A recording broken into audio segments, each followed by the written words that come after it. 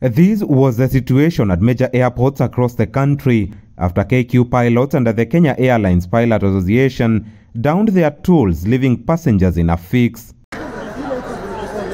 Travelers who had turned up at the airport as early as 3 a.m. for their flights now consigned to these cold pavements, hoping for any solution as minutes then hours slowly flew by.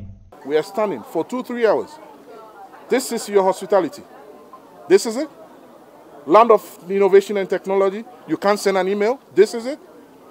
All your pilots got sick in the morning. This is it. It's terrible.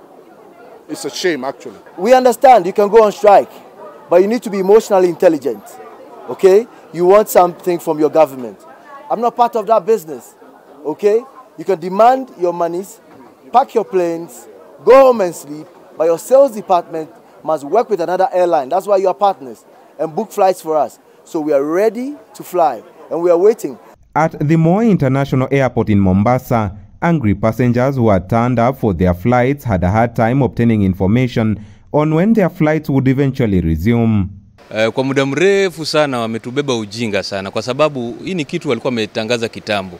KQ angeshughulika wahakikishe kwamba wame-attend to issue ya strike ya pilots. All along, the airport security fought to block our cameras and journalists from accessing passengers to document their plight. The Kenya Airline Pilots Association, through its Secretary General Captain Muriithi Nyaga, says that today's industrial action was necessitated by KQ's reluctance to deal with issues presented. We will not be here if the issues that are there had been addressed. I may remind you, we have been trying to get them to the table, but they have refused to come until we had no other course of resort that to call for industrial action. That's why at least we are able to try and see that we can have a discussion. Captain Muriithi further states that if the 8 issues they have raised were to be resolved, the pilots would resume work immediately. Sort out our issues. Wasije kusema kwamba tumekataa kazi.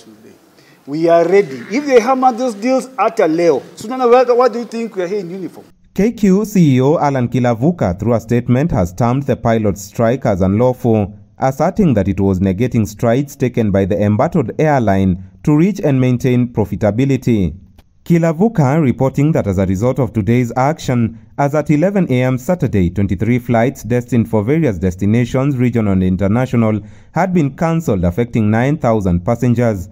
More than 2,000 passengers as of last evening had been stranded, pushing the numbers to more than 11,000 passengers. In every company you have grievances about your management, but you don't go on strike because of it, and you don't demand that we terminate those people.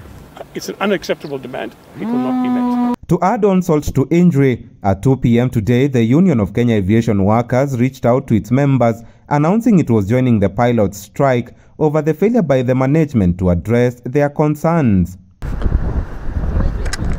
Transport and Infrastructure Cabinet Secretary Kipchumba Murkomen, who has been burning the midnight oil alongside the KQ management to avert this crisis, was at JKIA at the crack of dawn, terming the strike as unwarranted.